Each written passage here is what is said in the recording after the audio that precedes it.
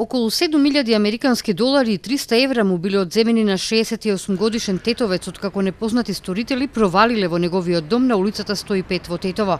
Според пријавата на оштетениот, вчера во периодот помеѓу 1 и 5 часот непознати сторители насилно провалиле во неговата куќа преку прозорецот во бањата и од спалната каде сопственикот спиел заедно со својата сопруга, му ги одзеле панталоните во кои се наоѓале парите. Тој бил времено вработен во странство и бидејќи бил со нарушено здравје, деновиве престојувал во родниот крај.